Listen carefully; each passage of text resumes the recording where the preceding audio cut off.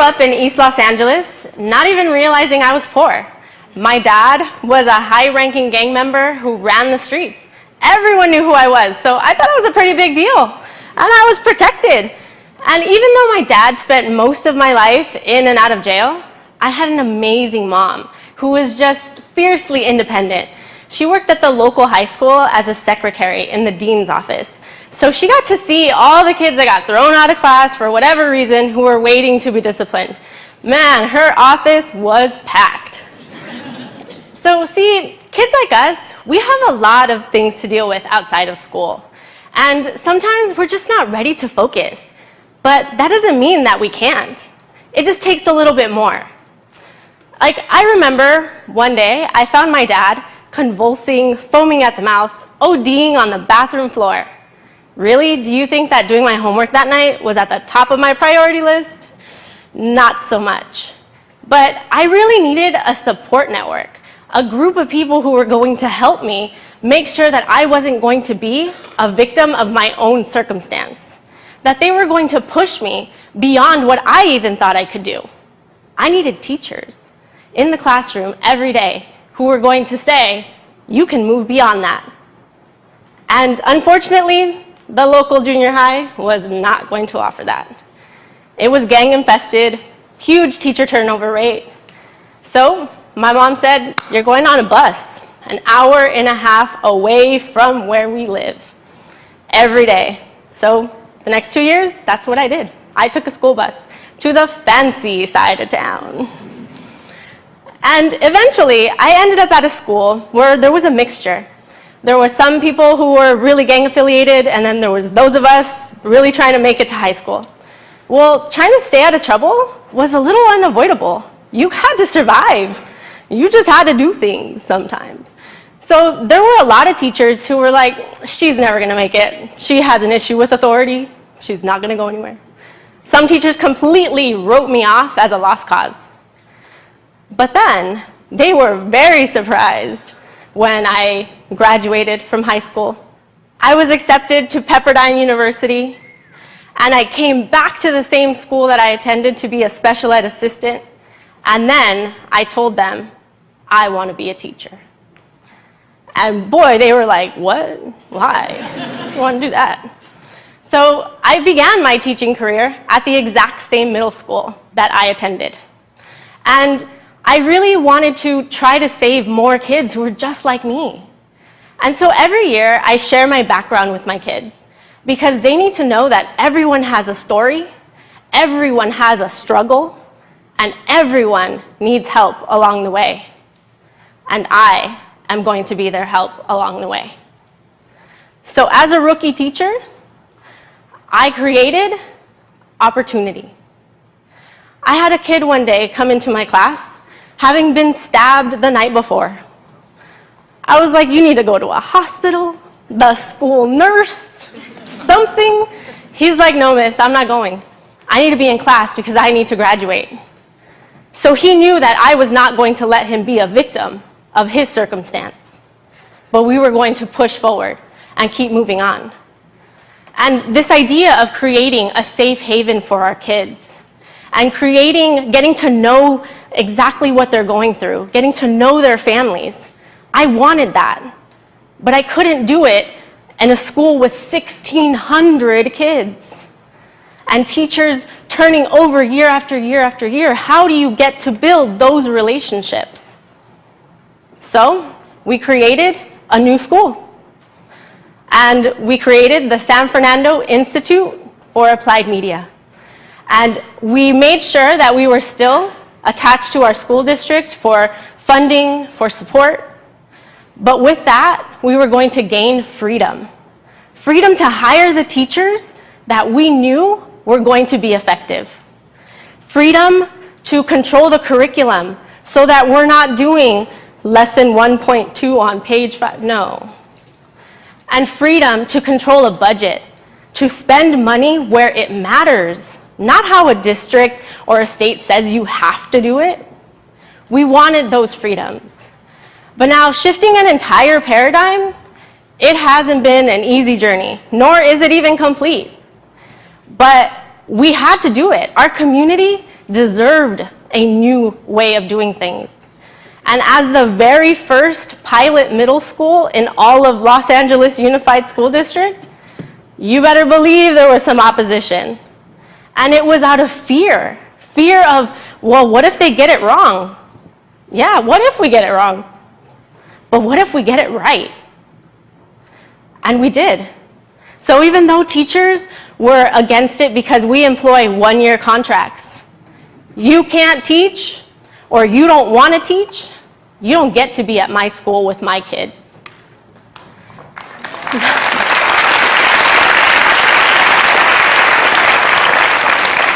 So in our third year, how did we do it? Well, we're making school worth coming to every day. We make our kids feel like they matter to us. We make our curriculum rigorous and relevant to them. And they use all the technology that they're used to. Laptops, computers, tablets, you name it, they have it. Animation, software, movie making software, they have it all. And because we connect it to what they're doing, for example, they made public service announcements for the Cancer Society. These were played in the local trolley system. Teaching elements of persuasion, it doesn't get any more real than that. Our state test scores have gone up more than 80 points since we've become our own school. But it's taken all stakeholders working together, teachers and principals on one-year contracts, working over and above beyond their contract hours without compensation. And it takes a school board member who's going to lobby for you and say, no, the district is trying to impose this, but you have the freedom to do otherwise. And it takes an active parent center who is not only there showing a presence every day, but who is part of our governance, making decisions for their kids, our kids. Because why should our students have to go so far away from where they live? They deserve a quality school in their neighborhood, a school that they can be proud to say they attend, and a school that the community can be proud of as well.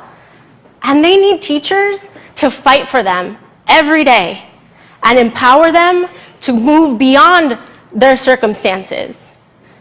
Because it's time that kids like me stop being the exception and we become the norm. Thank you.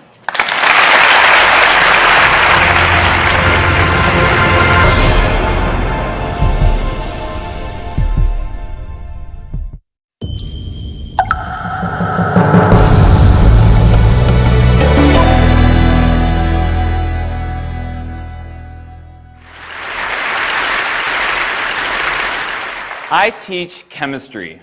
All right.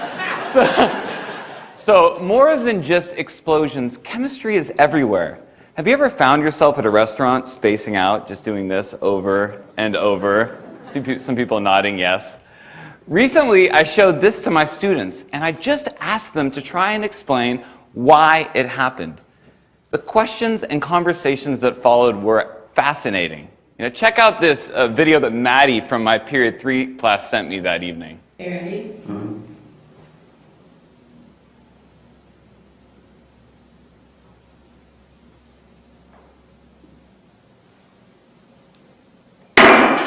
Yeah. Now, obviously, as Maddie's chemistry teacher, I loved that she went home and continued to geek out about this kind of ridiculous demonstration that we did in class.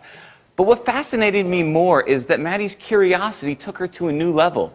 If you look inside that beaker, you might see a candle. Maddie's using temperature to extend this phenomena to a new scenario. Questions and curiosity like Maddie's are magnets that draw us towards our teachers, and they transcend all technology or buzzwords in education.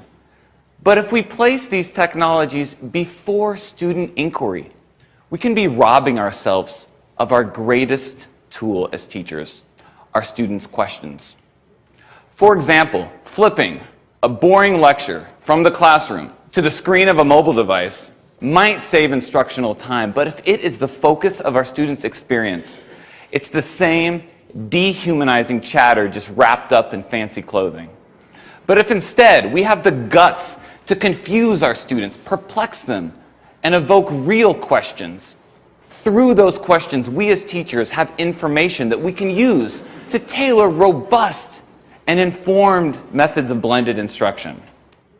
So, 21st century lingo, jargon, mumbo-jumbo aside, the truth is, I've been teaching for 13 years now, and it took a life-threatening situation to snap me out of 10 years of pseudo-teaching and help me realize that student questions are the seeds of real learning, not some scripted curriculum that gave them tidbits of random information. In May of 2010, at 35 years old, with a 2-year-old at home and my second child on the way, I was diagnosed with a large aneurysm at the base of my thoracic aorta. This led to open heart surgery. This is the actual real email from my doctor right there. Now, when I got this, I was, press caps lock, absolutely freaked out, okay? But I found surprising moments of comfort in the confidence that my surgeon embodied. Where did this guy get this confidence, the audacity of it? Right? So when I asked him, he told me 3 things. He said, first, his curiosity drove him to ask hard questions about the procedure, about what worked and what didn't work. Second, he embraced and didn't fear the messy process of trial and error, the inevitable process of trial and error. And third, through intense reflection, he gathered the information that he needed to design and revise the procedure, and then with a steady hand, he saved my life.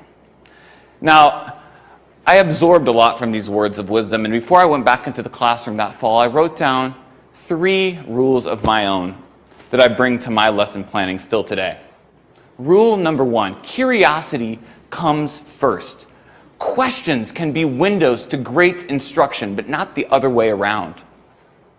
Rule number 2, embrace the mess. We're all teachers. We know learning is ugly. And just because the scientific method is allocated to page 5 of section 1.2 of chapter 1 of the one that we all skip, okay? Trial and error can still be an informal part of what we do every single day at Sacred Heart Cathedral in room 206. And rule number 3, practice reflection. What we do is important. It deserves our care, but it also deserves our revision. Can we be the surgeons of our classrooms? As if what we are doing one day will save lives. Our students are worth it. And each case is different. All right, sorry. Chemistry teacher and me just needed to get that out of my system before we move on. So these are my daughters. On the right, you have little Emma Lou, Southern family, and on the left, Riley. Now, Riley's going to be a big girl in a couple weeks here. She's going to be 4 years old. And anyone who knows a 4-year-old knows that they love to ask, why? Yeah, why? I could teach this kid anything because she is curious about everything. We all were at that age. But the challenge is really for Riley's future teachers, the ones she has yet to meet. How will they grow this curiosity? You see, I would argue that Riley is a metaphor for all kids. And I think dropping out of school comes in many different forms. To the senior who's checked out before the year's even begun, or that empty desk in the back of an urban middle school's classroom. But if we as educators leave behind this simple role as disseminators of content and embrace a new paradigm as cultivators of curiosity and inquiry, we just might bring a little bit more meaning to their school day and spark their imagination. Thank you very much.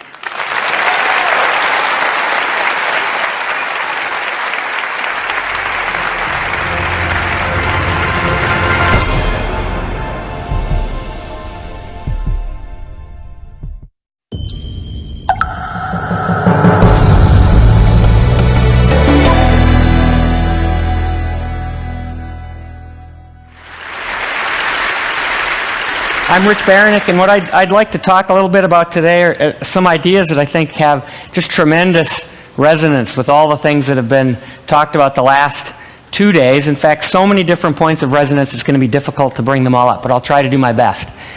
Does anybody remember these?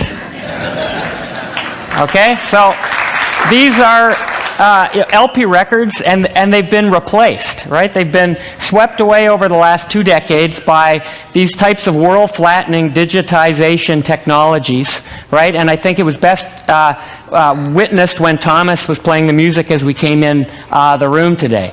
What's happened in the music world is there's a culture or an ecosystem that's been created that if you take some words from Apple, the catchphrase would be create, rip, mix, and burn. What I mean by that is anyone in the world is free and allowed to create new music and musical ideas. Anyone in the world is allowed to rip or copy musical ideas, use them in innovative ways. Anyone is allowed to mix them in different types of ways, draw connections between musical ideas, and people can burn them or create final products and continue the circle. And what that's done is it's created, like I said, a vibrant community that's very inclusive with people continually working to connect musical ideas, innovate them, and keep things constantly up to date, right? Today's hit single is not last year's hit single, okay? But I'm not here to talk about music today. I'm here to talk about books, okay? In particular, textbooks and the kind of educational materials that we use every day in school. Has anyone here ever been to school? Okay? Does anybody realize there's a crisis in our schools around the world, okay? I hope, okay, I'm not going to spend too much time on that, but what I want to talk about is some of the disconnects that appear when an author publishes a book that in fact the publishing process, just because of the fact that it's complicated, it's heavy, books are expensive, creates a sort of a wall between authors of books and the ultimate users of books, be they teachers, students, or just general readers, okay? And this is even more true if you happen to speak a language other than one of the world's major languages, and especially English. And I'm going to call these people below the barrier shutouts, because they're really shut out of the process of being able to share their knowledge with the world. And so what I want to talk about today is trying to take these ideas, right, that we've seen in the musical culture and try to bring these towards reinventing the way we think about writing books, using them, and teaching from them. Okay? So that's what I'd like to talk about, and really how do we get from where we are now to where we need to go. So the first thing I'd like you to do is a little thought experiment. So imagine taking all the world's books, okay, everybody imagine books, and imagine just tearing out the pages. So liberating these pages, and imagine digitizing them, right? And then storing them in a vast, interconnected global repository. Think of it as a massive iTunes, right, for book-type content, okay? And then take that material and imagine making it all open so that people can modify it, play with it, improve it. Imagine making it free so that anyone in the world can have access to all of this knowledge. And imagine using information technology so that you can update this content, improve it, play with it on a time scale that's more on the order of seconds instead of years, okay? Instead of the editions coming out every 2 years of a book, imagine it coming out every 25 seconds, okay? So imagine we could do that, and imagine we could put people into this, right? So that we can truly build an ecosystem with not just authors, but all the people who could be or want to be authors in all the different languages of the world. And I think if you could do this, it would be called, well, I'm just going to refer to it as a knowledge ecosystem. Okay, so really, this is the dream. And in a sense, what you can think of it is we're trying to enable anyone in the world, I mean anyone in the world, to be their own educational DJ, creating educational materials, sharing them with the world, constantly innovating on them. Okay, so this is the dream. In fact, this dream is actually being realized, right? Over the last 6.5 years, we've been working really hard at Rice University in a project called Connections. And so what I'd like to do for the rest of the talk is just tell you a little bit about what people are doing with Connections, which you can kind of think of as the counterpoint to Nicholas Negroponte's talk yesterday, where they're working on the hardware of bringing education to the world. We're working on the open source tools and the content. Okay, so that's sort of to put it in perspective here. Okay, so create. So what are some of the people that are using these kind of tools? Well, the first thing is there's a community of engineering professors from Cambridge to Kyoto who are developing engineering content in electrical engineering to develop what you could think of as a massive super textbook, right, that covers the entire area of electrical engineering, and not only that, can be customized for use in each of their own individual institutions, okay? It's people like Kitty Jones, right, a shutout, okay? Private music teacher and mom from Champaign, Illinois, who wanted to share her fantastic music content with the world on how to teach kids how to play music. Her material is now used over 600,000 times per month. Okay? Tremendous, tremendous use. In fact, a lot of this use coming from United States K through 12 schools, because anyone who's involved in as schools scale back, the first thing that's cut is the music curriculum. And so this is just indicating the tremendous thirst for this kind of open, free content. A lot of teachers are using this stuff. Okay, what about ripping? What about copying, reusing, right? A team of volunteers at the University of Texas El Paso, graduate students, translating this engineering super textbook ideas, and within about a week, having this be some of our most popular material in widespread use all over Latin America, and in particular in Mexico. Okay, because of the open, extensible nature of this. People, volunteers, and even companies that are translating materials into Asian languages like Chinese, Japanese, and Thai to spread the knowledge even further. Okay, what about people who are mixing? What does mixing mean? Mixing means building customized courses, means building customized books. Okay, companies like National Instruments who are embedding very powerful interactive simulations into the material so that we can go way beyond a regular kind of textbook to an experience that all the teaching materials are things you can actually interact with and play around with and actually learn as you do. Okay? We've been working with Teachers Without Borders, who are very interested in mixing our materials. They're going to be using Connections as their platform to develop and deliver teaching materials for teaching teachers how to teach in 84 countries around the world. TWB is currently in Iraq training 20,000 teachers supported by USAID. And to them, this idea of being able to remix and customize to the local context is extraordinarily important, because just providing free content to people has actually been likened by people in the developing world to a kind of cultural imperialism. That if you don't empower people with the ability to recontextualize the material, translate it into their own language, and take ownership of it, it's not good. Okay. Other organizations we've been working with, UC Merced. People know about UC Merced. It's a new university in California in the Central Valley, working very closely with community colleges.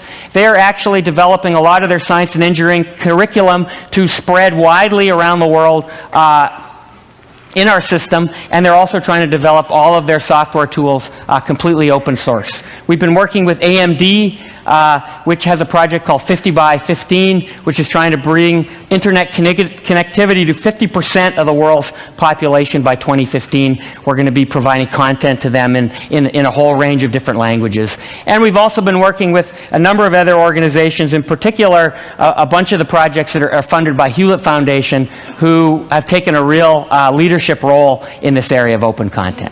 Okay, burn. I think this is sort of quite interesting. Burn is the idea of trying to create the physical instantiation of one of these courses. And I think a lot of you received, I think all of you received one of these music books in your gift pack. A little present for you. Just tell you quickly about this. Is an engineering textbook. It's about 300 pages long. Okay, hardbound. This costs, anybody guess? How much would it cost in a bookstore? $65. Okay, this costs $22 to the student. Okay? Why does it cost $22? Because it's published on demand and it's developed from this repository of open materials. Okay? If this book were to be published by a regular publisher, it would cost at least $122. Okay? So what we're seeing is moving this burning or publication process from the regular sort of single author authored book towards community authored materials that are modular, that are customized to each individual class and published on demand very inexpensively, either pushed out through Amazon, right, or published directly through a on-demand press like Coop. Okay? And I think that this is an extraordinarily interesting area because there is tremendous area under this long tail in publishing. Okay, we're not talking about the Harry Potter end right at the left side. We're talking about books on hypergeometric partial differential equations, right? Books that might sell 100 copies a year, 1,000 copies a year. There's tremendous sustaining revenue, right, under this long tail to sustain open projects like ours, but also to sustain this new emergence of on-demand publishers, okay, like Coop, who produce these two books. And I think one of the things that you should take away from this talk is that there's an impending cut out the middleman, right? Disintermediation that's going to be happening in the publishing industry, and it's going to reach a crescendo over the next few years. And I think that it's for our benefit, really, and for the world's benefit. Okay, so what are the enablers? What's really making all of this happen? There's tons of technology, okay? And the only piece of technology that I really want to talk about is XML. How many people know about XML? Oh, great. So it's the future of the web, right? It's semantic representation of content. And what you can really think of XML in this case is it's the packaging that we're putting around these pages. Remember we took the book, tore the pages out? Well, what the XML is going to do is it's going to basically it's going to turn those pages into Lego blocks, right? XML are the nubs on the Lego that allow us to combine the content together in myriad different ways. And it provides us a framework to share content. So it lets you take this ecosystem, right, in its primordial state, right, of all this content, all the pages you've torn out of books, and create highly sophisticated learning machines, right? Books, courses, course packs, okay? It gives you the ability to personalize the learning experience to each individual student, right? So that every student can have a book or a course that's customized to their learning style, their context, their language, and the things that excite them. It lets you reuse the same materials in multiple different ways, okay, and surprising new ways. It lets you interconnect ideas, indicating how fields, right, relate to each other, okay? And I'll just give you my personal story. We came up with this 6.5 years ago because I teach the stuff in the red box, okay? In my day job, as Chris said, I'm an electrical engineering professor. I teach signal processing. And my challenge was to show that this math, wow, about half of you already fallen asleep just looking at the equation, that this seemingly dry math is actually the center of this tremendously powerful web, right, that links technology, that links really cool applications like music synthesizers to tremendous economic opportunities, but also governed by intellectual property. And the thing that I realized is there was no way that I, right, as an engineer could write this book that would get all of this across. We needed a community to do it, and we needed new tools to be able to interconnect these ideas. And I think that really, in a sense, what we're trying to do is make Minsky's dream come to a reality where you can imagine all the books in a library actually starting to talk to each other, right? And people who are teachers out here, whoever taught, you know that it's the interconnections between ideas that teaching is really all about. Okay, back to math, right? Imagine, right, this is possible, that every single equation that you click on in one of your new e-texts is something that you're going to be able to explore and experiment with.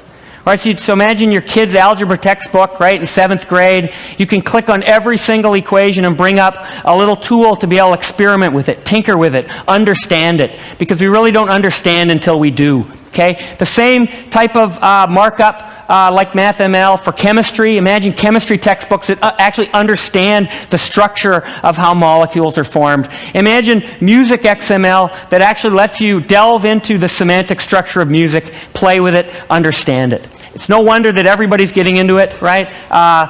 Even the 3 wise men. Okay. The second big enabler, and this is where I told a big lie. The second big enabler is intellectual property. Because in fact, I got up here and I talked about how great the music culture is. We can share and rip, mix, and burn. But in fact, that's all illegal, right? And we would be accused as pirates for doing that, right? Because this music has been propertized. It's now owned, right? Much of it by big industries, okay? So really the key thing here is we can't let this happen. We can't let this Napster, right, thing happen here. So what we have to do is get it right from the very beginning. And what we have to do is find a intellectual property framework that makes sharing safe, okay, and makes it easily understandable. And the inspiration here is taken from open source software, things like Linux and the GPL, okay? And the idea is the Creative Commons licenses. How many people have heard of Creative Commons? If you have not, you must learn about it. CreativeCommons.org. At the bottom of every piece of material in Connections and in lots of other projects, you can find their logo. Clicking on that logo takes you to an absolute no-nonsense, human-readable, right, document, a deed, that tells you exactly what you can do with this content. In fact, you're free, right, to share it, to do all of these things, to copy it, to change it, even to make commercial use of it, as long as you attribute the author. Okay? Because in academic publishing and much of educational publishing, it's really this idea of sharing knowledge. That's why, and making impact. That's why people write, not necessarily making bucks. Okay? We're not talking about Harry Potter, right? We're at the long tail end here. Okay? Behind that is the legal code, right? So if you want to very carefully constructed, and Creative Commons is taking off, right? Over 43 million things out there licensed with a Creative Commons license, not just text, but music, images, video, and there's actually a tremendous uptake of the number of people that are actually licensing music to make it free for people to do this whole idea of resampling, mixing, burning, and sharing. Okay, so I'd like to conclude with just last few points. So we've built this idea of a commons. People are using it. We get over 500,000 unique visitors per month just to our particular site. MIT OpenCourseWare, which is another large open content site, gets a similar number of hits. But how do we protect this? How do we protect it into the future? And the first thing that people were probably thinking is quality control, right? Because we're saying that anybody can contribute things to this commons. Okay? Anybody can contribute anything. Okay, so that could be a problem, okay? So it didn't take long, right, till people started contributing materials, for example, on lingerie, which is actually a pretty good module. The only problem is it's plagiarized, right, from a major French feminist journal. And when you go to the supposed course website, it points to a lingerie selling website. Okay, so this is a little bit of a problem. So we clearly need some kind of idea of quality control, and this is really where the idea of review and peer review comes in. Okay, you come to TED. Why do you come to TED? Because Chris and his team have ensured that things are very, very high quality, right? And so we need to be able to do the same thing, right? And we need to be able to design structures, and what we're doing is designing social software to enable anyone to build their own peer review process. And we call these things lenses. And basically what they allow is anyone out there to develop their own peer review process so that they can focus on the content in the repository that they think is really important. And you could think of TED as a potential lens. Okay, so I'd just like to end by saying you can really view this as a call to action, right? Connections and open content is all about sharing knowledge. All of you here are tremendously imbued with tremendous amounts of knowledge, and what I'd like to do is invite each and every one of you to contribute to this project and other projects of its type, because I think together we can truly change the landscape of education and educational publishing. So thanks very much.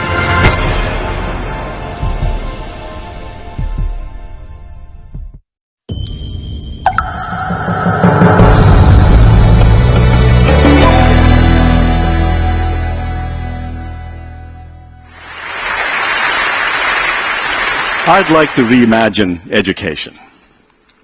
The last year has seen the invention of a new four-letter word. It starts with an M, MOOC, Massive Open Online Courses. Many organizations are offering these online courses to students all over the world, in the millions, for free. Anybody who has an internet connection and the will to learn can access these great courses from excellent universities and get a credential at the end of it. Now, in this discussion today, I'm going to focus on a different aspect of MOOCs. We are taking what we are learning and the technologies we are developing in the large and applying them in the small to create a blended model of education to really reinvent and reimagine what we do in the classroom. Now, our classrooms could use change. So here's a classroom at this little three-letter institute in the northeast of America, MIT. And this was a classroom about 50, 60 years ago, and this is a classroom today. What's changed? The seats are in color. Whoop-de-doo. Education really hasn't changed in the past 500 years. I mean, the last big innovation in education was the printing press and the textbooks. Everything else has changed around us. From healthcare to transportation, everything is different, but education hasn't changed. It's also been a real issue in terms of access. So what you see here is not a rock concert. And the person you see at the end of the stage is not Madonna. This is a classroom at the Obafemi Awolowo University in Nigeria. Now, we've all heard of distance education. But the students way in the back, 200 feet away from the instructor, I think they're undergoing long-distance education. Now, I really believe that we can transform education both in quality and scale and access through technology. For example, at edX, we are trying to transform education through online technologies. Given education has been calcified for 500 years, we really cannot think about re-engineering it, micromanaging it. We really have to completely reimagine it. It's like going from ox carts to the airplane. Even the infrastructure has to change. Everything has to change. We need to go from lectures on the blackboard to online exercises, online videos. We have to go to interactive virtual laboratories and gamification. We have to go to completely online grading and peer interaction on discussion boards. Everything really has to change. So at edX and a number of other organizations, we are applying these technologies to education through MOOCs to really increase access to education. And you heard of this example where when we launched our very first course, and this was an MIT Hard Circuits and Electronics course about a year and a half ago, 155,000 students from 162 countries enrolled in this course. And we had no marketing budget. Now, 155,000 is a big number. This number is bigger than the total number of alumni of MIT in its 150-year history. 7,200 students passed the course, and this was a hard course. 7,200 is also a big number. If I were to teach at MIT 2 semesters every year, I would have to teach for 40 years before I could teach this many students. Now, these large numbers are just one part of the story. So today, I'm going to discuss a different aspect, the other side of MOOCs, take a different perspective. We are taking what we develop and learn in the large and apply it in the small to the classroom to create a blended model of learning. But before I go into that, let me tell you a story. When my daughter turned 13, became a teenager, she stopped speaking English. She began speaking this new language. I call it Teenlish. It's a digital language. It's got 2 sounds, a grunt and a silence. Honey, come over for dinner. Did you hear me? Silence. Can you listen to me? So we had a real issue with communicating, and we were just not communicating. Until one day I had this epiphany. I texted her. I got an instant response. I said, no, that must have been by accident. She must have thought, it's some friend of hers calling her. Then I texted her again. Boom, another response. I said, this is great. And so since then, our life has changed. I text her, she responds. It's just been absolutely great.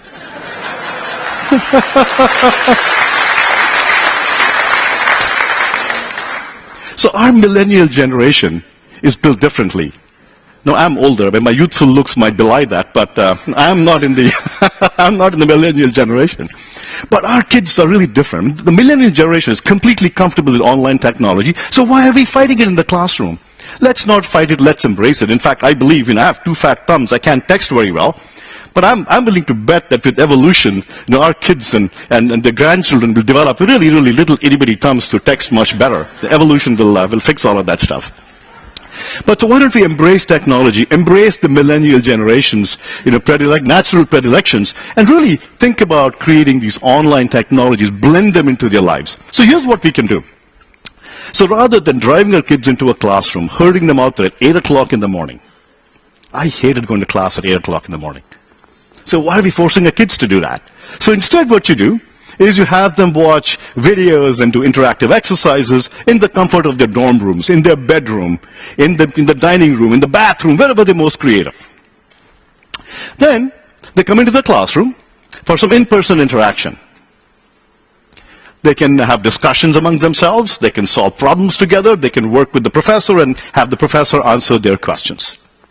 In fact, with edX, when we were teaching our first course on circuits and electronics around the world, this was happening unbeknownst to us. 2 high school teachers at the Sant High School in Mongolia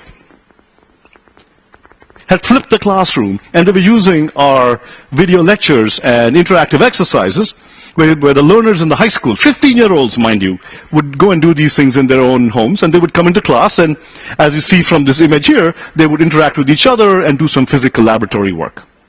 And the only way we discovered this was they wrote a blog, and we happened to stumble upon that blog.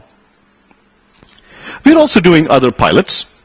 So we did a pilot experimental blended course working with San Jose State University in California.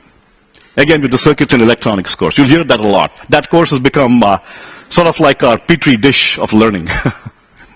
So there the students would, the instructors flipped the classroom, blended online and in person, and the results were staggering.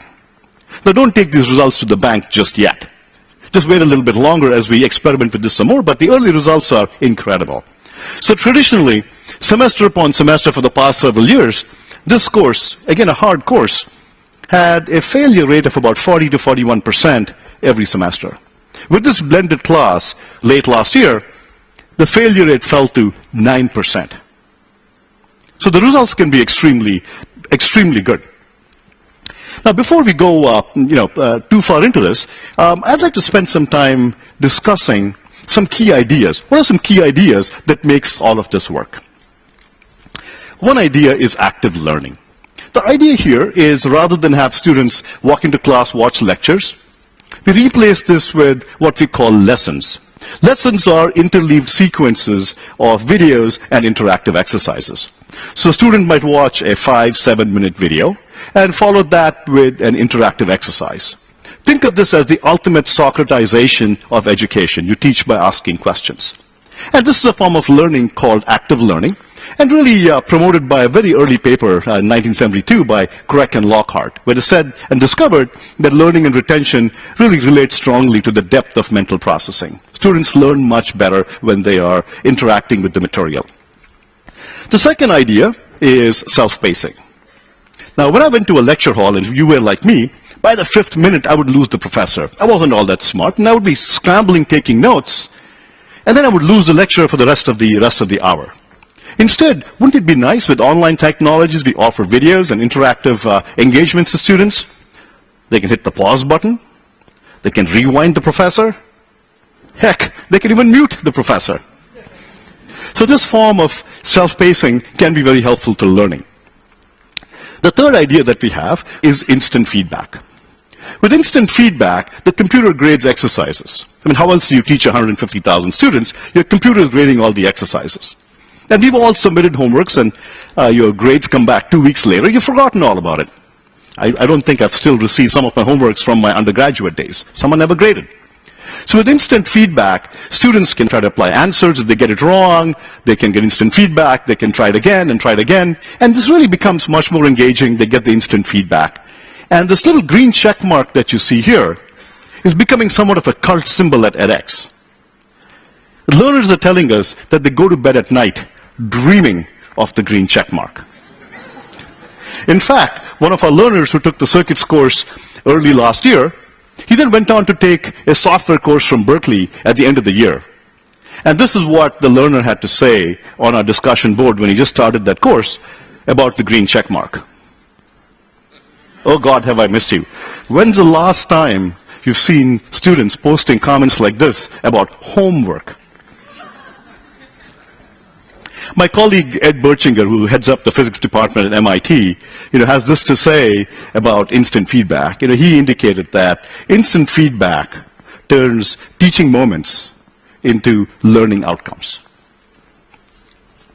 The next big idea is gamification.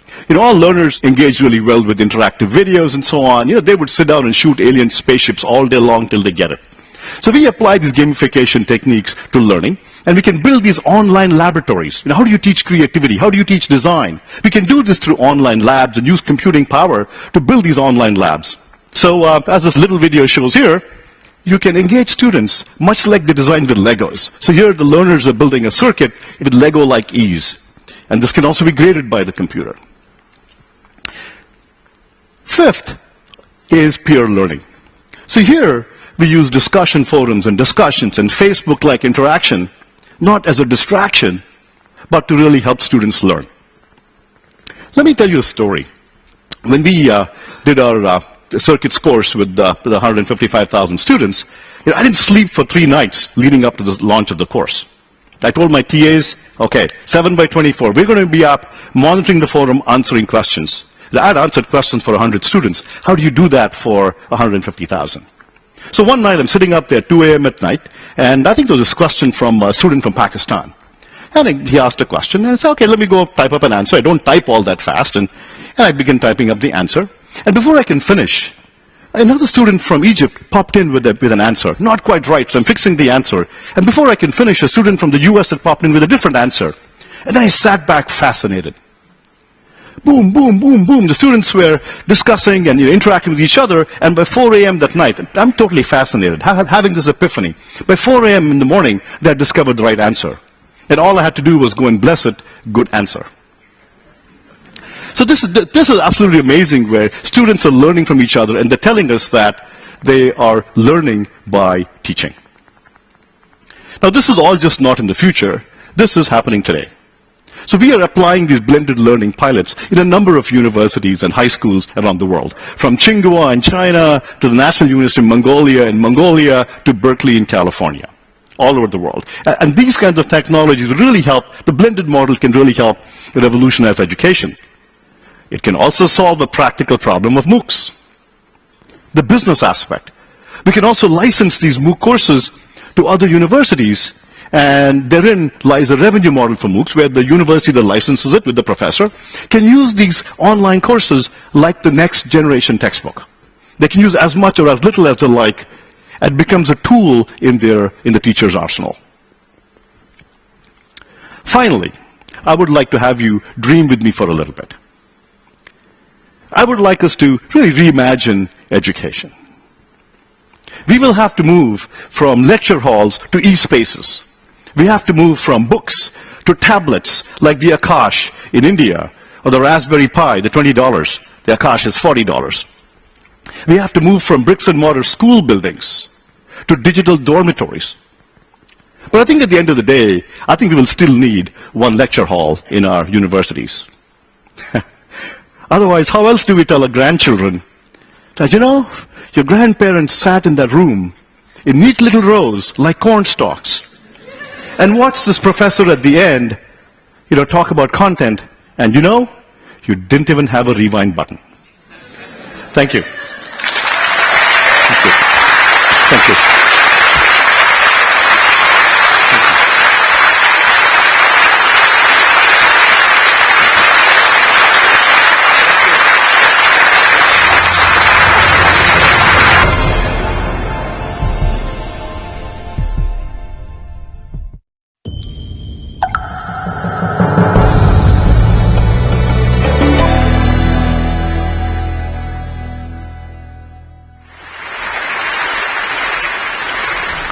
This may sound strange, but I'm a big fan of the concrete block. The first concrete blocks were manufactured in 1868. It was a very simple idea. Modules made of cement of a fixed measurement that fit together. Very quickly, concrete blocks became the most used construction unit in the world. They enabled us to build things that were larger than us, buildings, bridges, one brick at a time. Essentially, concrete blocks had become the building block of our time. Almost 100 years later, in 1947, Lego came out with this. It was called the automatic binding brick. And in a few short years, Lego bricks took place in every household. It's estimated that over 400 billion bricks have been produced, or 75 bricks for every person on the planet. You didn't have to be an engineer to make beautiful houses, beautiful bridges, beautiful buildings. Lego made it accessible. Lego had essentially taken the concrete block, the building block of the world, and made it into the building block of our imagination. Meanwhile, the exact same year, at Bell Labs, the next revolution was about to be announced, the next building block. The transistor was a small plastic unit that would take us from a world of static bricks piled on top of each other to a world where everything was interactive. Like the concrete block, the transistor allows you to build much larger, more complex circuits, one brick at a time, but there's a main difference. The transistor was only for experts. I personally don't accept this, that the building block of our time is reserved for experts, so I decided to change that. 8 years ago when I was at the Media Lab, I started exploring this idea of how to put the power of engineers in the hands of artists and designers. A few years ago, I started developing little bits. Let me show you how they work. Little bits are electronic modules with each one specific function. They're pre-engineered to be light, sound, motors, and sensors. And the best part about it is they snap together with magnets, so you can't put them the wrong way. The bricks are color-coded.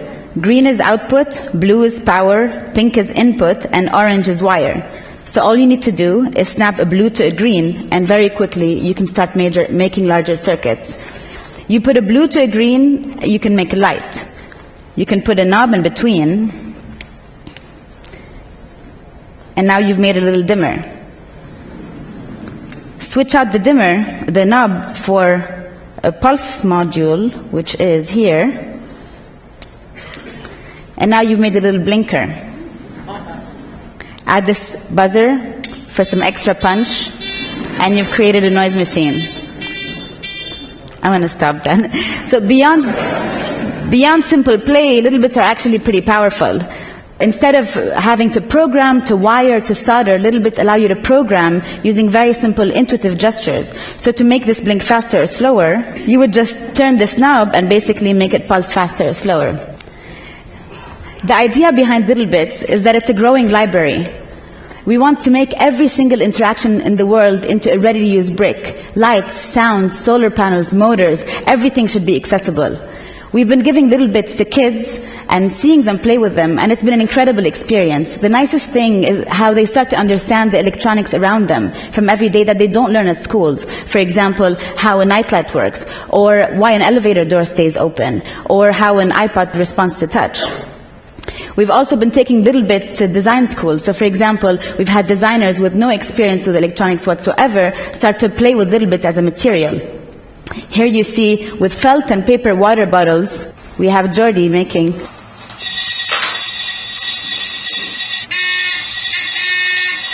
A few weeks ago, we took little bits to RISD and gave them to some designers with no experience in engineering whatsoever, just cardboard, wood, and paper, and told them make something. Here's an example of a project they made, a motion-activated confetti cannonball. But wait, this is actually my favorite project. It's a lobster made of Play-Doh that's afraid of the dark. To these non-engineers, little bits became another material. Electronics became just another material. And we want to make this material accessible to everyone. So little bits is open source. You can go on the website, download all the design files, make them yourself. We want to encourage a world of creators, of inventors, of contributors, because this world that we live in, this interactive world, is ours. So go ahead and start inventing. Thank you.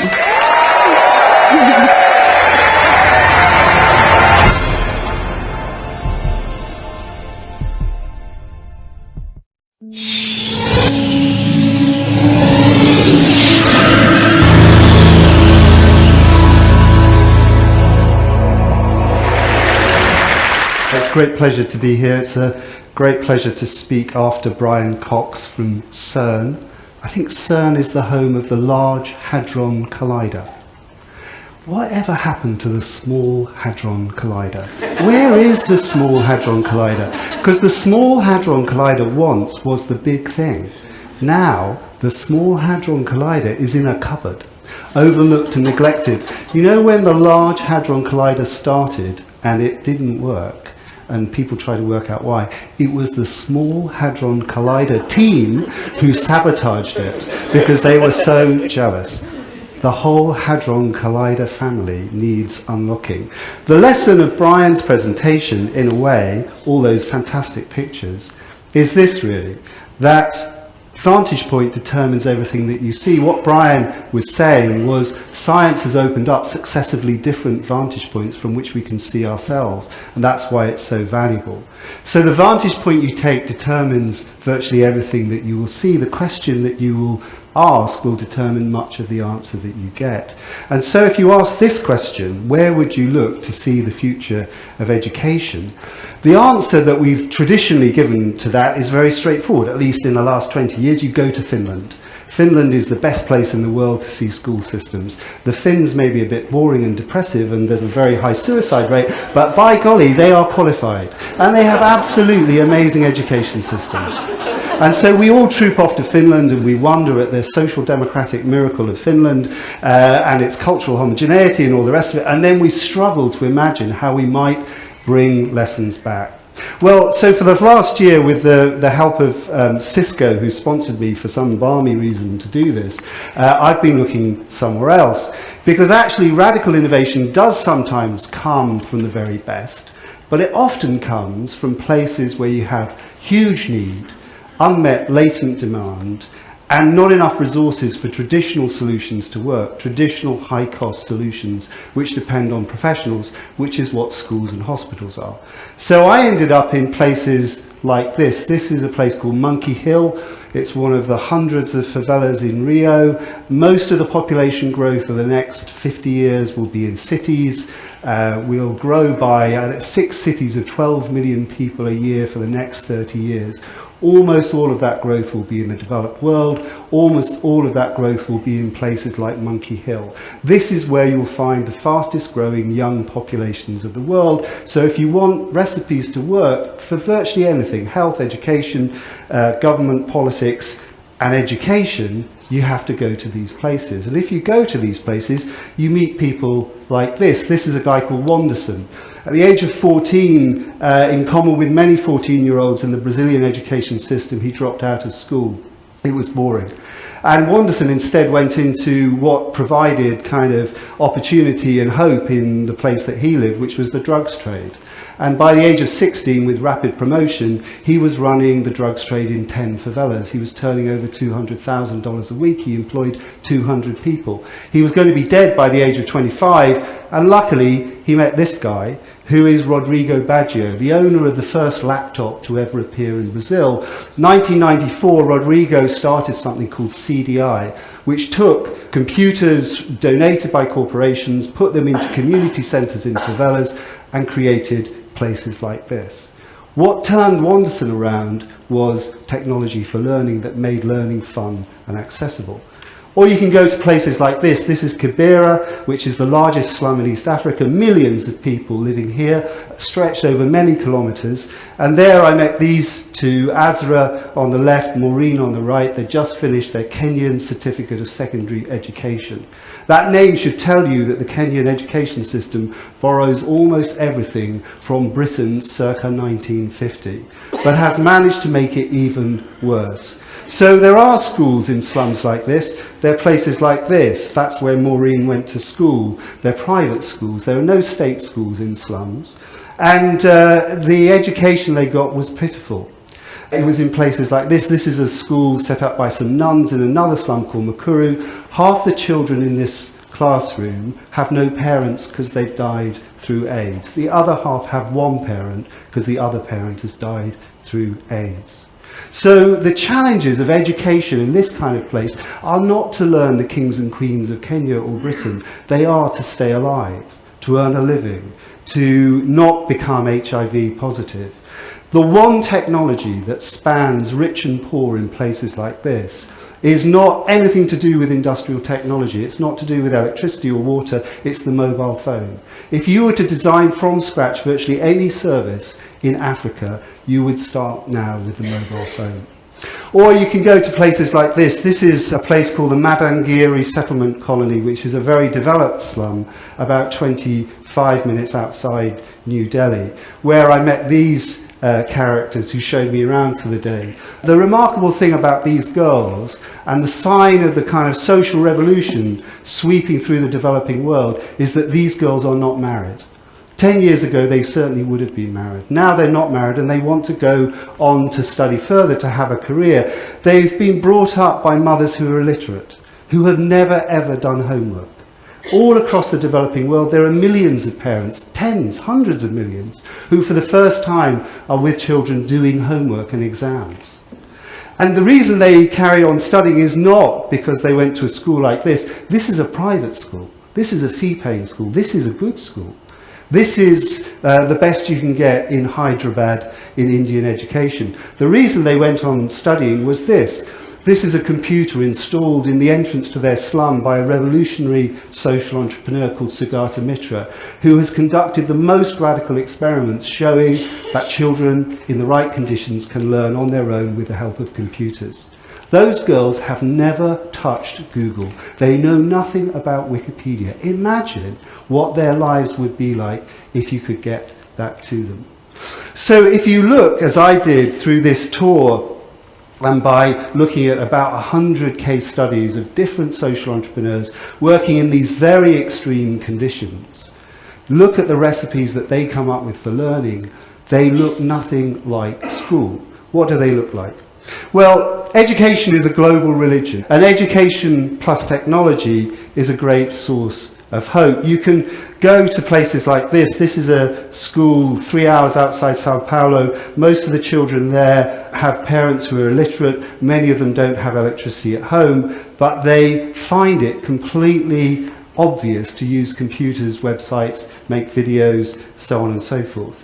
When you go to places like this, what you see is that education in these settings works by pull, not push. Most of our education system is push. I was literally pushed to school. When you get to school, things are pushed at you. Knowledge, exams, systems, timetables. If you want to attract people like Wanderson, who could, for instance, buy guns, wear jewellery, ride motorbikes and get girls through the drugs trade, and you want to attract him into education, having a compulsory curriculum doesn't really make sense. That isn't really going to attract him. You need to pull him. And so education needs to work by pull, not push. And so the idea of a curriculum is completely irrelevant in a setting like this. You need to start education from things that make a difference to them in their settings. What does that? Well, the key is motivation. And there are two aspects to it. One is to deliver extrinsic motivation, that education has a payoff. Our education systems all work on the principle that there is a payoff, but you have to wait quite a long time. That's too long if you're poor. Waiting 10 years for the payoff from education is too long when you need to meet daily needs, when you've got siblings to look after or a business to help with. So you need education to be relevant and help people to make a living there and then, often. And you also need to make it intrinsically interesting. So time and again I found people like this. This is an amazing guy, Sebastião Roca, in Belo Horizonte, in the third largest city in Brazil. He's invented more than 200 games to teach virtually any subject under the sun. In the schools and communities that Theo works in, the day always starts in a circle and it always starts from a question. Imagine an education system that started from questions, not from knowledge to be imparted. Or started from a game, not from a lesson. Or started from the premise that you have to engage people first before you can possibly teach them. Our education systems, you do all that stuff afterwards, if you're lucky, sport, drama, music. These things, they teach through. They attract people to learning because it's really a dance project or a circus project, or the best example of all, El Sistema in Venezuela, it's a music project. And so you attract people through that into learning, not adding that on after all the learning has been done and you've eaten your cognitive greens. So El Sistema in Venezuela uses a violin as a technology of learning. Theo Roca uses making soap as a technology of learning. And what you find when you go to these schemes is that they use people and places in incredibly creative ways. Masses of peer learning. How do you get learning to people when there are no teachers? when teachers won't come, when you can't afford them, and even if you do get teachers, what they teach isn't relevant to the communities that they serve. Well, you create your own teachers, you create peer-to-peer learning, or you create para-teachers, or you bring in specialist skills, but you find ways to get learning that's relevant to people through technology, people and places that are different. So this is a school in a bus on a building site in Pune, the fastest growing city in Asia. Pune has 5,000 building sites. It has 30,000 children on those building sites. That's one city. Imagine that urban explosion that's going to take place across the developing world, and how many thousands of children will spend their school years on building sites. Well, this is a very simple scheme to get the learning to them through a bus. And they all treat learning not as some sort of academic, analytical activity, but that's something that's productive, something you make, something that you can do, perhaps earn a living from. So I met this character, Stephen. He'd spent 3 years in Nairobi living on the streets because his parents had died of AIDS, and he was finally brought back into school, not by the offer of GCSEs, but by the offer of learning how to become a carpenter, a practical making skill. So the trendiest schools in the world, High Tech High and others, they espouse a philosophy of learning as productive activity. Here, there isn't really an option. Learning has to be productive in order for it to make sense. And finally, they have a different model of scale, and it's a Chinese restaurant model of how to scale. And I learned it from this guy, who's an amazing character. He's probably the most remarkable social entrepreneur in education in the world. His name is Madhav Chavan, and he created something called Pratham. And Pratham runs preschool playgroups for now 21 million children in India. It's the largest NGO in education in the world, and it also supports working class kids going into Indian schools. He's a complete revolutionary. He's actually a trade union organizer by background, and that's how he learnt the skills to build his organization. When they got to a certain stage, Pratham got big enough to attract some pro bono support from McKinsey. McKinsey came along, looked at his model and said, you know what you should do with this, Madhav? You should turn it into McDonald's. And what you do when you go to any new site is you kind of roll out a franchise, and it's the same wherever you go. It's reliable, and people know exactly where they are, and there'll be no mistakes. And Madhav said, why do we have to do it that way? Why can't we do it more like the Chinese restaurants? There are Chinese restaurants everywhere, but there is no Chinese restaurant chain. And yet everyone knows what is a Chinese restaurant. They know what to expect. Even though it will be subtly different and the colours will be different and the name will be different, you know a Chinese restaurant when you see it. These people work with the Chinese restaurant model. Same principles, different applications and different settings, not the McDonald's model. The McDonald's model scales, the Chinese restaurant model spreads. So mass education started with social entrepreneurship in the 19th century, and that's desperately what we need again on a global scale. And what can we learn from all of that? Well, we can learn a lot because our education systems are failing desperately in many ways. They fail to reach the people they most need to serve. They often hit the target but miss the point. Improvement is increasingly difficult to organise. Our faith in these systems is incredibly fraught. And this is just a very simple way of understanding what kind of innovation and what kind of different design we need. There are two basic types of innovation. There's sustaining innovation, which will sustain an existing institution or organisation, and disruptive innovation that will break it apart or create some different way of doing it. There are formal settings, schools, colleges, hospitals, in which innovation can take place, and informal settings, communities, families, social networks. Almost all our effort goes in this box, sustaining innovation in formal settings, getting a better version of the essentially Bismarckian school system that developed in the 19th century. And as I said, the trouble with this is that in the developing world, there just aren't teachers to make this model work. You'd need millions and millions of teachers in China, India, Nigeria, and the rest of the developing world to meet need. And in our system, we know that simply doing more of this won't eat into deep educational inequalities, especially in inner cities and former industrial areas. So that's why we need three more kinds of innovation. We need more reinvention. And all around the world now, you see more and more schools reinventing themselves. They're recognisably schools, but they look different. There are big picture schools in the US and Australia. There is the Kunskapsskolan schools in Sweden.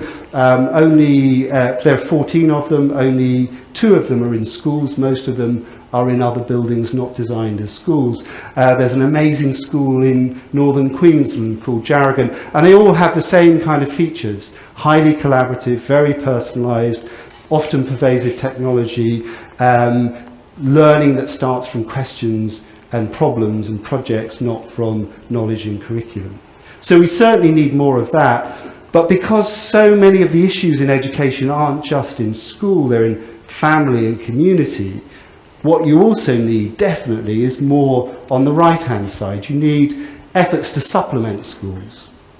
The most famous of these is Reggio Emilia in Italy, the family-based learning system to support and encourage people in schools. The most exciting is the Harlem Children's Zone, which over 10 years, led by Geoffrey Canada, has, through a mixture of schooling and family and community projects, attempted to transform not just education in schools, but the entire culture and aspiration of about 10,000 families in Harlem. We need more of that. Completely new and radical thinking. You can go to places an hour away, less than from this room, just down the road, which need that, which need radicalism of a kind that we haven't imagined. And finally, you need transformational innovation that could imagine getting learning to people in completely new and different ways. So we are on the verge, 2015, of an amazing achievement, the schoolification of the world. Every child up to the age of 15 who wants a place in school will be able to have one in 2015. It's an amazing thing. But it is, unlike cars which have developed so rapidly and oddly, actually the school system is recognisably an inheritance from the 19th century, from a Bismarckian model of German schooling that got taken up by English reformers and often by religious missionaries, taken up in the United States as a force of social cohesion, and then in Japan and South Korea as they developed. It's recognisably 19th century in its roots. And of course it's a huge achievement, and of course it will bring great things. It will bring skills and learning and reading, but it will also lay waste to imagination. It will lay waste to appetite. It will lay waste to social confidence. It will stratify society as much as it liberates it. And we are bequeathing to the developing world school systems that they will now spend a century trying to reform. That is why we need really radical thinking, and why radical thinking is now more possible and more needed than ever in how we learn. Thank you.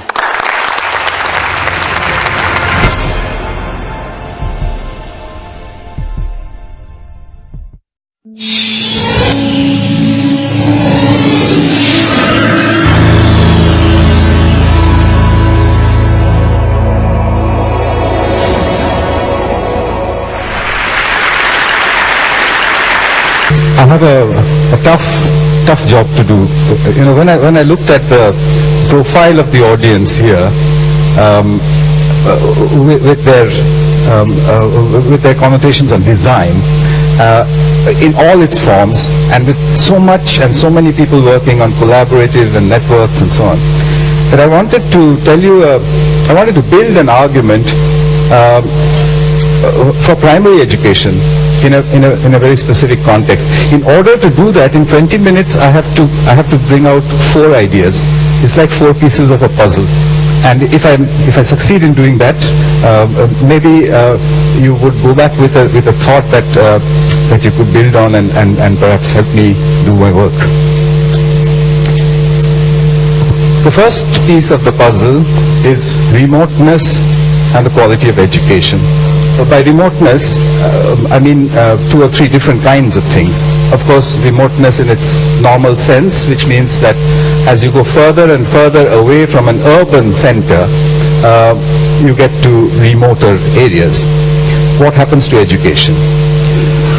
The second, or a different kind of remoteness, is that within the large metropolitan areas in all over the world, you have pockets like slums or shanty towns or poorer areas which are socially and economically remote from the rest of the city. So it's us and them. What happens to education in that context? So keep both of those ideas of remoteness. We made a guess. The guess was that schools in remote areas do not have good enough teachers. If they do have, they cannot retain those teachers. They do not have good enough infrastructure. And if they had some infrastructure, they have a difficulty maintaining it. But I wanted to check if this is true. So what I did last year was that hired a car, looked up on Google, found a route into northern India from New Delhi, which which did not cross any big cities or any big metropolitan centers. Drove out about 300 kilometers, and wherever we found a school, I administered a set of standard tests, and then took those test results and plotted it on a graph. The graph was interesting, although you need to consider it carefully. I mean, this is a very small sample. You should not generalize from it. But it was quite obvious or quite clear that for this particular route that I had taken, the remoter the school was, the worse its results seemed to be. That seemed a little damning, and I tried to correlate it with things like infrastructure or with the availability of electricity and things like that. To my surprise, it did not correlate. It did not correlate with the size of classrooms, did not correlate with the quality of the infrastructure, did not correlate with the poverty levels. It did not correlate. But what happened was that when I administered a questionnaire to each of these schools, with one single question for the teachers, which was, would you like to move to an urban metropolitan area? 69% of them said yes, and as you can see from that, they say yes just a little bit out of Delhi, and they say no when you hit the rich suburbs of Delhi, because those are relatively better off areas, and then from 200 kilometers out of Delhi the answer is consistently yes. I would imagine that a teacher who comes or walks into class every day thinking that I wish I was in some other school probably has a deep impact on what happens to the results. So it looked as though teacher motivation and teacher migration was a powerfully correlated thing with what was happening in primary schools, as opposed to whether the children have enough to eat and whether they're packed tightly into classrooms and that sort of thing. It appears that way. When you take educational technology, then I find in the literature that things like websites, collaborative environments, you've been listening to all that in the morning. It's always piloted first in the best schools, the best urban schools, and according to me biases the result. The literature, or one part of it, the scientific literature, consistently blames ET as being overhyped and underperforming. The teachers always say, well, it's fine, but it's too expensive for what it does, because it's being piloted in a school where the students were already getting, let's say, 80% of whatever they could do. You put in this new super duper technology and now they get 83%. So the principal looks at it and says 3% for $300,000, forget it. If you took the same technology and piloted it into one of those remote schools where the score was 30%, and let's say it took that up to 40%, that would be a completely different thing. So the relative change that ET, educational technology, would make be far greater at the bottom of the pyramid than at the top, but we seem to be doing it the other way about. So I came to this conclusion that ET should reach the underprivileged first, not the other way about. And finally came the question of how do you tackle teacher perception? Whenever you go to a teacher and show them some technology, the teacher's first reaction is, you cannot replace a teacher with a machine. It's impossible. I don't know why it's impossible, but even for a moment, if you did assume that it's impossible, I have a quotation from Sir Arthur C. Clarke, the science fiction writer whom I met in Colombo, and he said something which completely solves this problem. He said, a teacher that can be replaced by a machine should be. So it puts the teachers into a tough bind, you have to think. Anyway, so I'm proposing that an alternative primary education, whatever alternative you want, is required where schools don't exist, where schools are not good enough, where teachers are not available, or where teachers are not good enough, for whatever reason. If you happen to live in a part of the world where none of this applies, then you don't need an alternative education. So far I haven't come across such an area, except for one case. I won't name the area, but somewhere in the world people said we don't have this problem because we have perfect teachers and perfect schools. There are such areas, but anyway, it doesn't, I've never heard that anywhere else. I'm going to talk about children and self-organization and a set of experiments which sort of led to this idea of what might an alternative education be like. They're called the hole-in-the-wall experiments. I'll have to really rush through this. There are a set of experiments. The first one was done in New Delhi in 1999. And what we did over there was pretty much simple. I had an office in those days which bordered a slum, an urban slum. So there was a dividing wall between our office and the urban slum. So I cut a hole inside that wall, which is how it has got the name hole in the wall, and put a pretty powerful PC into that hole, sort of embedded into the wall so that its monitor was sticking out at the other end. A touchpad similarly embedded into the wall. Put in high-speed internet, put the Internet Explorer there, put it on altavista.com in those days, and just left it there. And this is what we saw. So that was my office in IIT. Here is the hole in the wall. About 8 hours later, we found this kid. To the right is this 8-year-old child who, and to his left is a 6-year-old girl who's not very tall. And what he was doing was he was teaching her to browse. So it sort of raised more questions than it answered. Is this real? Does the language matter? Because he's not supposed to know English. Will the computer last, or will they break it and steal it? And did anyone teach them? The last question is what everybody said, that, they must have poked their head over the wall and asked the people in your office, can you show me how to do it? And somebody taught him. So I took the experiment out of Delhi and repeated it. This time in a city called Shivpuri, in the center of India, where I was assured that nobody had ever taught anybody anything. So it was a warm day, and the hole in the wall was on that decrepit old building. This is the first kid who came there. Later on turned out to be a 13-year-old school dropout. He came there and he started to fiddle around with the touchpad. Very quickly noticed that when he moves his finger on the touchpad, something moves on the screen. And later on he told me, I've never seen a television where you can do something. So he figured that out. It took him over 2 minutes to figure out that he was doing things to the television. And then, as he was doing that, he made an accidental click by hitting the touchpad. You'll see him do that.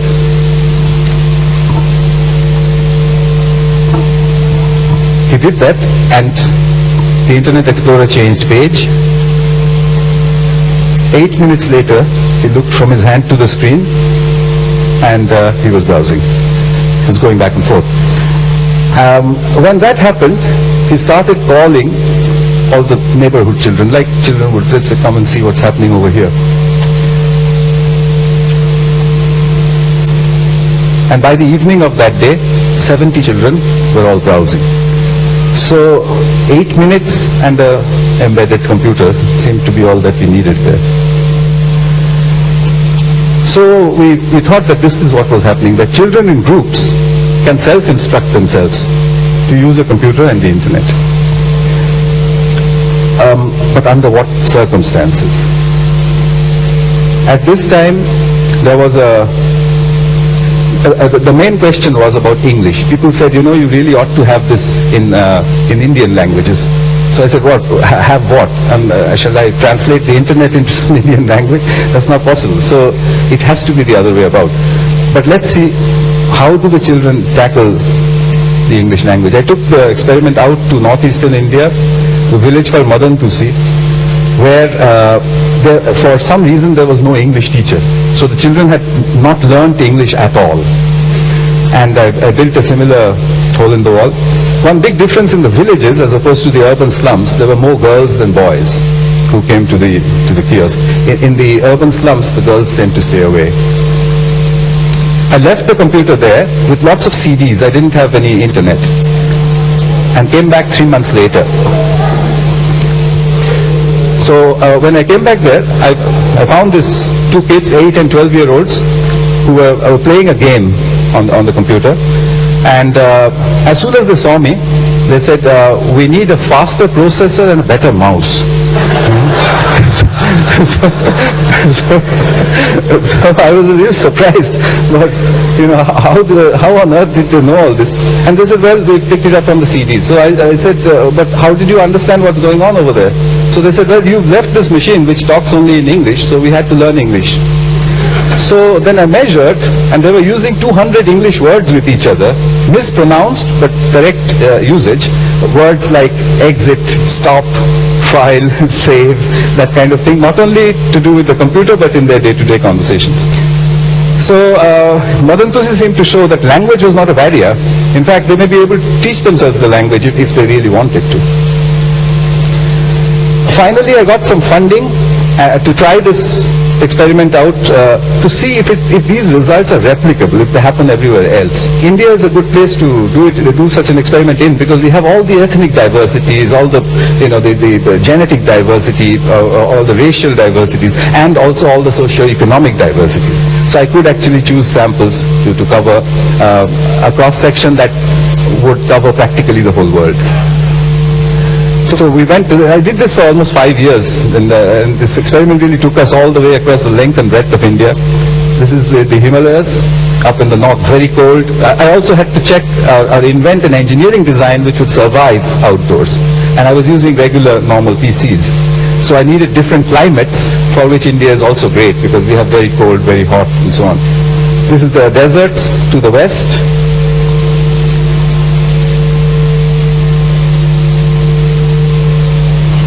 Near the Pakistan border. You see here a little clip of one of these villages. The first thing that these children did was to find a website to teach themselves the English alphabet. Then to central India, very warm, moist fishing villages where humidity is a very big killer of electronics. So we had to solve all the problems we had without air conditioning and with very poor power. So most of the solutions that came out used little blasts of air put at the right places to keep the machines running. I'm going to just cut this short. We did this over and over again. This sequence is also nice. This is a small child, 6-year-old, telling his elder sister what to do. And this happens very often with these computers, that the younger children are found teaching the older ones. What did we find? We found that 6 to 13-year-olds can self-instruct in a connected environment irrespective of anything that we could measure. So if they have access to their computer, they will teach themselves, including intelligence. I couldn't find a single correlation with anything. But it had to be in groups, and that may be of great interest to this group, because all of you are talking about groups. So here was the power of what a group of children can do if you lift the adult intervention. Just a quick idea of the measurements. We took standard statistical techniques, so I'm going to not talk about that. But we got a clean learning curve, almost exactly the same as what you would get in a school. So I leave it at that, because, I mean, it sort of says it all, doesn't it? What could they learn to do? Basic Windows functions, browsing, painting, chatting and email, games and educational materials, music downloads, playing video. In short, what all of us does. And over 300 children would become computer literate and be able to do all of these things in 6 months with one computer. So how do they do that? If you calculated the actual time of access, it will work out to minutes per day. So that's not how it's happening. What you have actually is, there is one child operating the computer. Surrounding him are usually 3 other children who are advising him on what they should do. If you test them, all 4 will get the same scores in whatever you ask them. Around these 4 are usually a group of about 16 children who are also advising, usually wrongly, about everything that's going on the computer. And all of them also will clear a test given on that subject. So they're learning as much by watching as they learn by doing. Seems counterintuitive to adult learning, but remember, 8-year-olds live in a society where most of the time they're told, don't do this. You know, don't touch the whiskey bottle. So what does the 8-year-old do? Observes very carefully how a whiskey bottle should be touched. And if you tested him, he would answer every question correctly on that topic. So they seem to be able to acquire very quickly. So what was the conclusion of all these 6 years of work? Was that primary education can happen on its own, or parts of it can happen on its own. It does not have to be imposed from the top downwards. It could perhaps be a self-organizing system. So that was the second bit that I wanted to tell you, that children can self-organize and attain an educational objective. The third piece was on values, and again, to put it very briefly, I conducted a test over 500 children spread across all over India, and asked them, gave them about 68 different values-oriented questions, and simply asked them their opinions. You got all sorts of opinions, yes, no, or I don't know. I simply took those questions where I got 50% yeses and 50% no's. So I was able to get a collection of 16 such statements. These were areas where the children were clearly confused because half said yes and half said no. A typical example being, sometimes it is necessary to tell lies. They don't have a way to determine which way to answer this question. Perhaps none of us do. So I'll leave you with this third question: can technology alter the acquisition of values? Finally, self-organizing systems, about which again I won't say too much because you've been hearing all about it. Natural systems are all self-organizing: galaxies, molecules, cells, organisms, societies, except for the debate about intelligent designer. But at this point in time, as far as science goes, it's self-organization. But other examples are traffic jams, stock market, society and disaster recovery, terrorism and insurgency. And you know about the internet-based self-organizing systems. So here are my 4 sentences then. Remoteness affects the quality of education. Educational technology should be introduced into remote areas first and other areas later. Values are acquired. Doctrine and dogma are imposed. The two opposing mechanisms. And learning is most likely a self-organizing system. If you put all the 4 together, then it gives, according to me, it gives us a goal, a vision for educational technology. And educational technology and pedagogy that is digital, automatic, fault-tolerant, minimally invasive, connected, and self-organized. As educationists, we've never asked for technology, we keep borrowing it. PowerPoint is supposed to be considered a great educational technology, but it was not meant for education, it was meant for making boardroom presentations. We borrowed it. Video conferencing, the personal computer itself. I think it's time that educationists made their own specs. And I have such a set of specs. This is a brief look at that. And such a set of specs should produce technology to address remoteness, values, and violence. So I thought I'd give it a name. Why don't we call it out-doctrination? And could this be a goal for educational technology in the future? So I want to leave that as a thought with you. Thank you.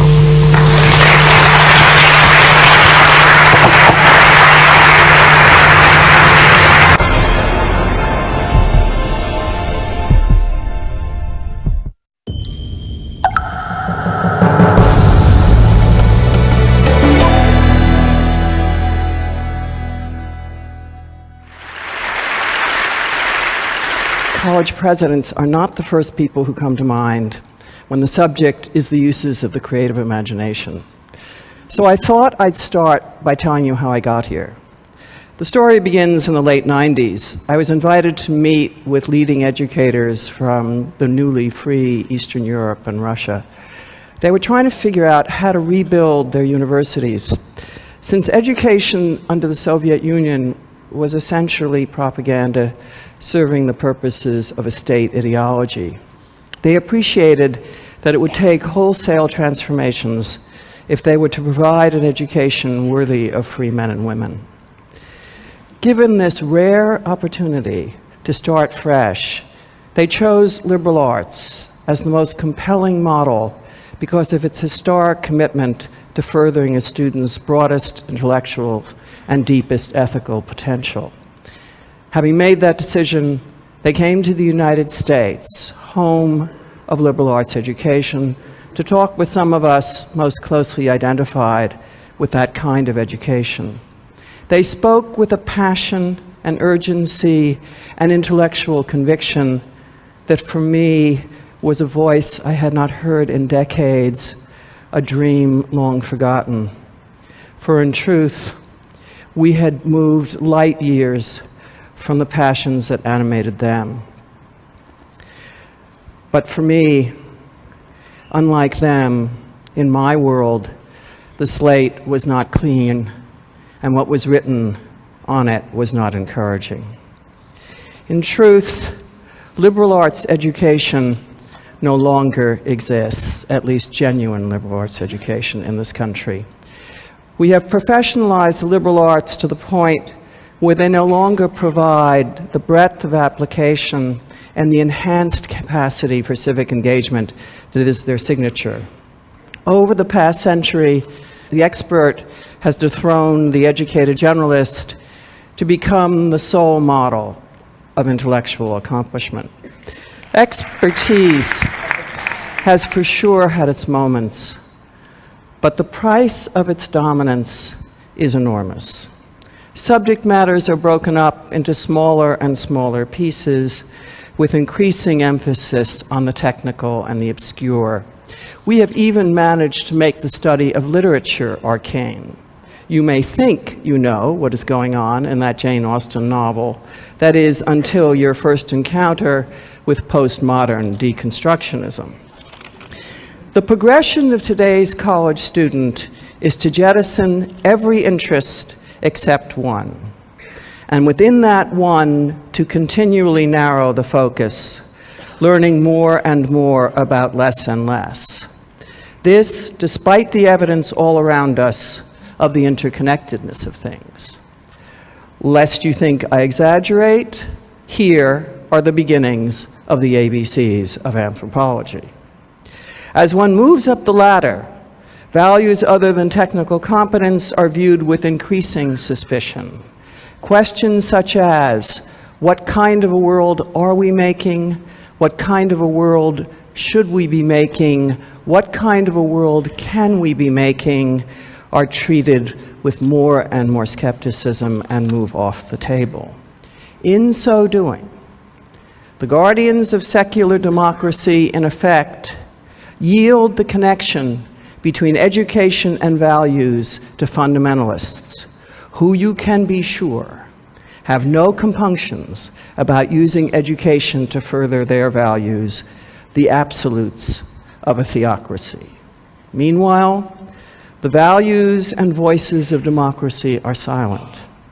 Either we have lost touch with those values or know better, believe they need not or cannot be taught. This aversion to social values may seem at odds with the explosion of community service programs, but despite the attention paid to these efforts, they remain emphatically extracurricular. In effect, civic-mindedness is treated as outside the realm of what purports to be serious thinking and adult purposes.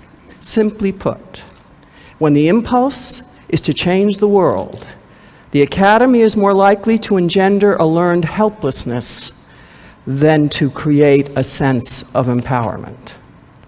This brew, oversimplification of civic engagement, idealization of the expert, fragmentation of knowledge, emphasis on technical mastery, neutrality as a condition of academic integrity is toxic when it comes to pursuing the vital connections between education and the public good, between intellectual integrity and human freedom, which were at the heart of the challenge posed to and by my European colleagues.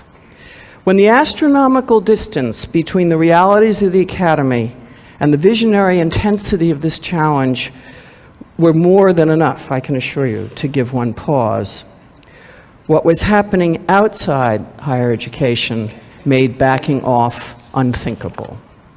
Whether it was threats to the environment, inequities in the distribution of wealth, lack of a sane policy or a sustainable policy with respect to the continuing uses of energy, we were in desperate straits.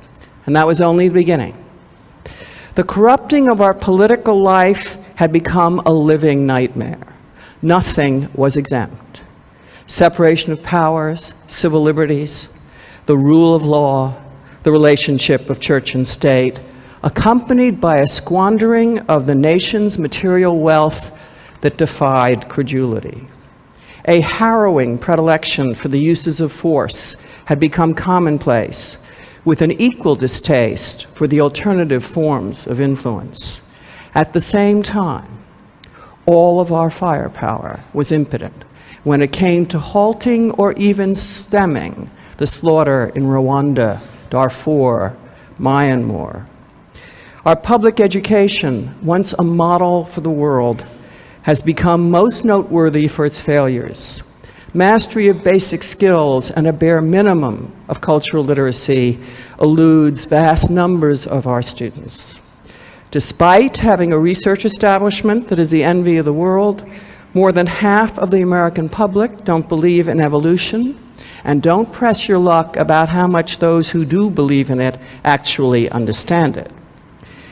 Incredibly, this nation, with all its material, intellectual, and spiritual resources, seems utterly helpless to reverse the free fall in any of these areas. Equally startling, from my point of view, is the fact that no one was drawing any connections between what is happening to the body politic and what is happening in our leading educational institutions. We may be at the top of the list when it comes to influencing access to personal wealth. We aren't even on the list when it comes to our responsibility for the health of this democracy. We are playing with fire.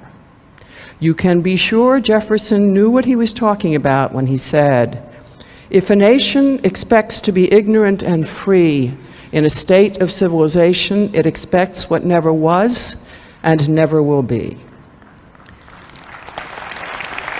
On a more personal note, this betrayal of our principles, our decency, our hope, made it impossible for me to avoid the question, what will I say years from now when people ask, where were you? As president of a leading liberal arts college, famous for its innovative history, there were no excuses. So the conversation began at Bennington, knowing that if we were to regain the integrity of liberal education, it would take radical rethinking of basic assumptions, beginning with our priorities. Enhancing the public good becomes a primary objective. The accomplishment of civic virtue is tied to the uses of intellect and imagination at their most challenging. Our ways of approaching agency and authority turn inside out to reflect the reality that no one has the answers to the challenges facing citizens in this century, and everyone has the responsibility for trying and participating in finding them. Bennington would continue to teach the arts and sciences as areas of immersion that acknowledge differences in personal and professional objectives. But the balance is redressed. Our shared purposes assume an equal, if not greater, importance. When the design emerged, it was surprisingly simple and straightforward. The idea is to make the political, social challenges themselves, from health and education to the uses of force, the organizers of the curriculum. They would assume the commanding role of traditional disciplines, but structures designed to connect rather than divide, mutually dependent circles rather than isolating triangles. And the point is not to treat these topics as topics of study, but as frameworks of action. The challenge? To figure out what it will take to actually do something that makes a significant and sustainable difference. Contrary to widely held assumptions, an emphasis on action provides a special urgency to thinking. The importance of coming to grips with values like justice, equity, truth, becomes increasingly evident as students discover that interests alone cannot tell them what they need to know when the issue is rethinking education, our approach to health, or strategies for achieving an economics of equity. The value of the past also comes alive. It provides a lot of company. You are not the first to try to figure this out, just as you are unlikely to be the last. Even more valuable, history provides a laboratory in which we see played out the actual as well as the intended consequences of ideas. In the language of my students, deep thought matters when you're contemplating what to do about things that matter. A new liberal arts that can support this action-oriented curriculum has begun to emerge. Rhetoric, the art of organizing the world of words to maximum effect. Design, the art of organizing the world of things. Mediation and improvisation also assume a special place in this new pantheon. Quantitative reasoning attains its proper position at the heart of what it takes to manage change, where measurement is crucial, as is a capacity to discriminate systematically between what is at the core and what is at the periphery. And when making connections is of the essence, the power of technology emerges with special intensity. But so does the importance of content. The more powerful our reach, the more important the question, about what? When improvisation, resourcefulness, imagination are key, artists at long last take their place at the table when strategies of action are in the process of being designed. In this dramatically expanded ideal of a liberal arts education, where the continuum of thought and action is its life's blood, knowledge honed outside the academy becomes essential. Social activists, business leaders, lawyers, politicians, professionals will join the faculty as active and ongoing participants in this wedding of liberal education to the advancement of the public good. Students, in turn, continuously move outside the classroom to engage the world directly. And of course, this new wine needs new bottles if we are to capture the liveliness and dynamism of this idea. The most important discovery we made in our focus on public action was to appreciate that the hard choices are not between good and evil, but between competing goods. This discovery is transforming. It undercuts self-righteousness, radically alters the tone and character of controversy, and enriches dramatically the possibilities for finding common ground. Ideology, zealotry, unsubstantiated opinions simply won't do. This is a political education, to be sure, but it is a politics of principle, not of partisanship. So the challenge for Bennington is to do it. On the cover of Bennington's 2008 holiday card is the architect's sketch of a building opening in 2010 that is to be a center for the advancement of public action. This center will embody and sustain this new educational commitment. Think of it as a kind of secular church. The words on the card describe what will happen inside.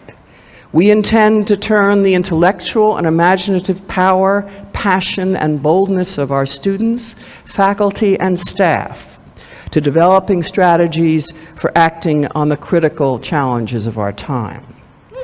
So we are doing our job.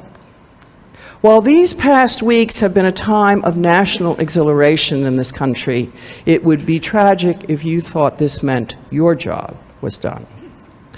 The glacial silence we have experienced in the face of the shredding of the Constitution, the unraveling of our public institutions, the deterioration of our infrastructure is not limited to the universities. We, the people, have become inured to our own irrelevance when it comes to doing anything significant about anything that matters concerning governance, beyond waiting another 4 years.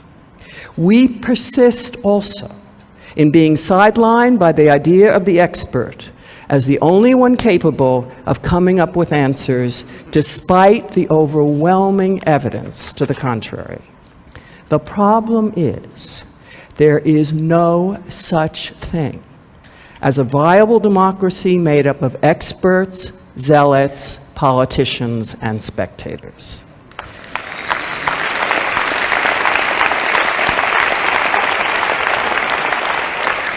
People will continue and should continue to learn everything there is to know about something or other. We actually do it all the time. And there will be and should be those who spend a lifetime pursuing a very highly defined area of inquiry. But this single-mindedness will not yield the flexibilities of mind, the multiplicity of perspectives, the capacities for collaboration and innovation this country needs. That is where you come in. What is certain is that the individual talent exhibited in such abundance here needs to turn its attention to that collaborative, messy, frustrating, contentious, and impossible world of politics and public policy. President Obama and his team simply cannot do it alone. If the question of where to start seems overwhelming, you are at the beginning, not the end of this adventure. Being overwhelmed is the first step if you are serious about trying to get at things that really matter on a scale that makes a difference. So what do you do when you feel overwhelmed? Well, you have two things. You have a mind and you have other people. Start with those and change the world.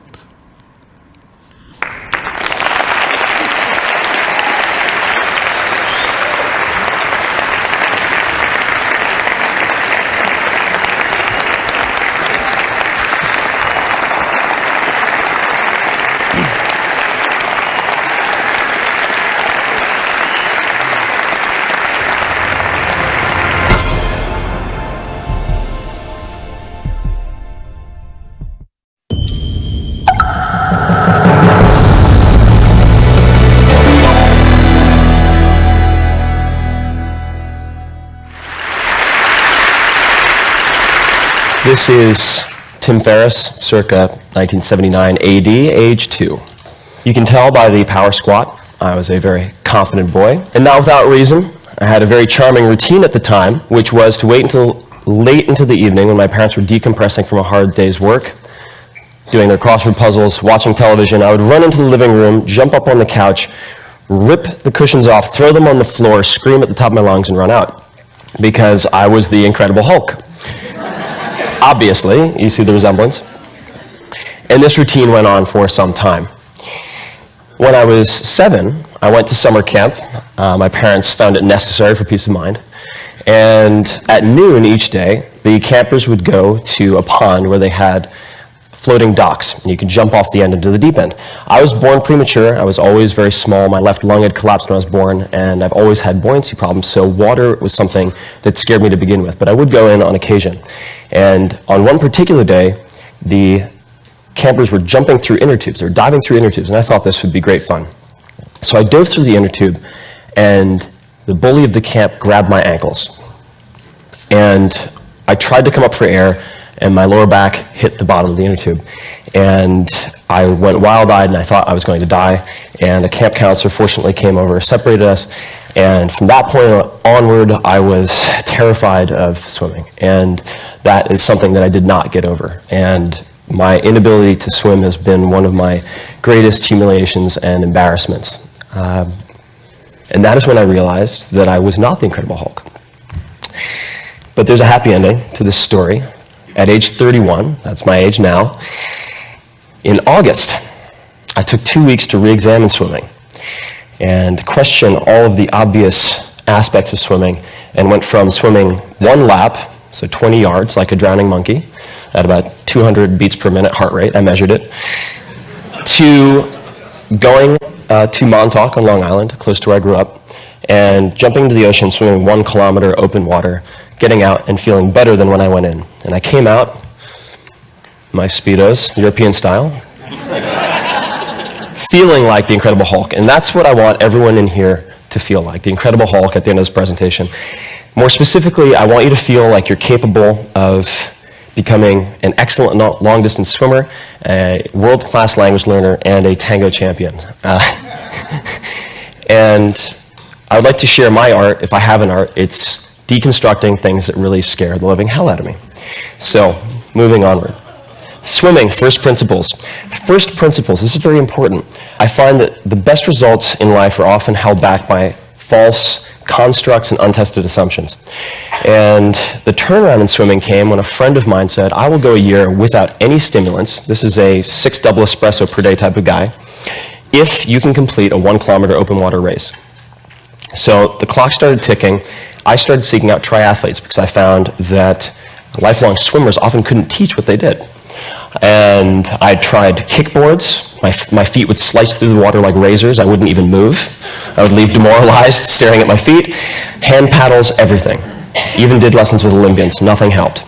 And then Chris Sacca, who's now a dear friend of mine, had completed an Ironman with 103-degree temperature, said, I have the answer to your prayers. And he introduced me to the work of a man named Terry Laughlin, who's the founder of Total Immersion Swimming, and that set me on the road to examining biomechanics. So here are the new rules of swimming, if any of you are afraid of swimming or are not good at it. The first is forget about kicking. Very counterintuitive. So it turns out that propulsion isn't really the problem. Kicking harder doesn't solve the problem because the average swimmer only transfers about 3% of their energy expenditure into forward motion. The problem is hydrodynamics. So what you want to focus on instead is allowing your lower body to draft behind your upper body, much like a small car behind a big car on the highway. And you do that by maintaining a horizontal body position. The only way you can do that is to not swim on top of the water. The body's denser than water. 95% of it would be, at least, submerged naturally.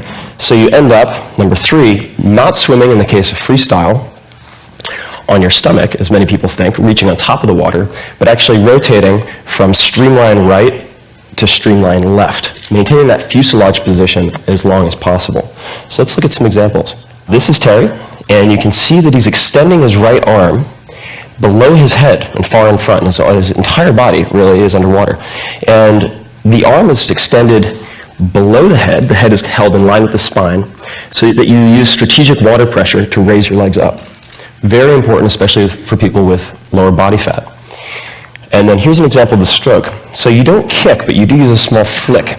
So you can see this is the left extension, and then you see his left leg, small flick, and the only purpose of that is to rotate his hips so he can get to the opposite side. And the entry point for his right hand, notice this, he's not reaching in front and catching the water. Rather, he is entering the water at a 45-degree angle with his forearm and then propelling himself by streamlining. Very important.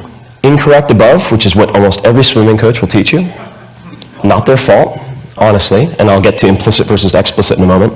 And then below is what most swimmers will find enables them to do what I did, which is going from 21 strokes per 20-yard length to 11 strokes in 2 workouts with no coach, no video monitoring.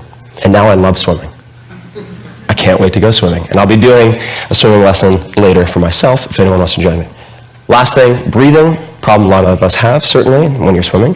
In freestyle, easiest way to remedy this is to turn with body roll and just to look at your recovery hand as it enters the water. And that will get you very far. And that's it. That's really all you need to know. Languages, material versus method. I, like many people, came to the conclusion that I was terrible at languages. I suffered through Spanish for junior high, first year of high school, and the sum total of my knowledge was pretty much ¿Dónde está el baño? And I wouldn't even catch the response. Sad state of affairs. Then I transferred to a different school, sophomore year, and I had a choice of other languages. And most of my friends were taking Japanese, so I thought, why not punish myself? I'll do Japanese.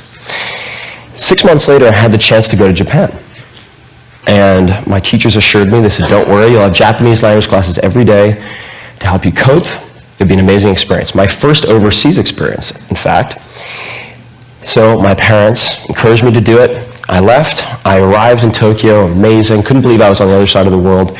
Met my host family. Things went quite well, I think, all things considered. My first evening, before my first day of school, I said to my mother very politely, please wake me up at 8 a.m. So, 8時に起こしてください. But I didn't say 起こしてください. I said 8時に起こしてください. Pretty close. But I said, please rape me at 8 a.m. You've never seen a more confused Japanese woman. And I walked into school, and a teacher came up to me and handed me a piece of paper, and I couldn't read any of it, hieroglyphics. It could have been because it was kanji, so Chinese characters adapted into the Japanese language. I asked him what this said, and he goes, okay. World history, calculus, 構文, traditional Japanese, and so on. And it came to me in waves. There had been something lost in translation. The Japanese classes were not Japanese instruction classes per se. They were the normal high school curriculum for Japanese students. The other 4,999 students in the school who were Japanese, besides the American. And that's pretty much my response. And that set me on this panic-driven search for the perfect language method. I tried everything. I went to Kinokuniya. I tried every possible book, every possible CD. Nothing worked until I found this. This is the Joyo Kanji Hyo. This is a tablet, rather, or a poster of the 1,945 common use characters as determined by the Ministry of Education in 1981. Many of the publications in Japan limit themselves to these characters to facilitate literacy. Some are required to. And this became my holy grail, my Rosetta Stone. And as soon as I focused on this material, I took off. And I ended up being able to read Asahi Shimbun, Asahi newspaper, about 6 months later, so a total of 11 months later, and went from Japanese 1 to Japanese 6. I ended up doing translation work at age 16 when I returned to the US. And have continued to apply this material over method approach to close to a dozen languages now, someone who was terrible at languages, and at any given time, speak, read, and write 5 or 6. And this brings us to the point, which is, it's oftentimes what you do, not how you do it, that is the determining factor. This is the difference between being effective, doing the right things, and being efficient, doing things well, whether or not they're important.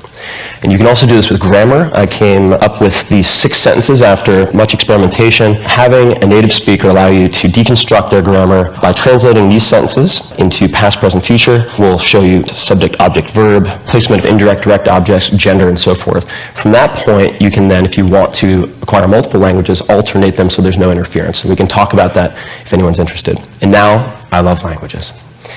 So ballroom dancing, implicit versus explicit. Very important. You might look at me and say, that guy must be a ballroom dancer. But no, you'd be wrong.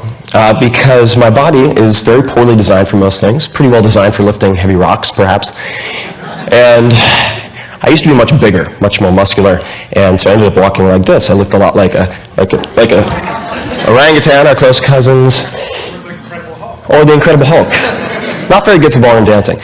I found myself in Argentina in 2005, decided to watch a tango class, had no intention of participating. Went in, paid my 10 pesos, walked up, 10 women, 2 guys, usually a good ratio. The instructor says, you are participating. Immediately, death sweat.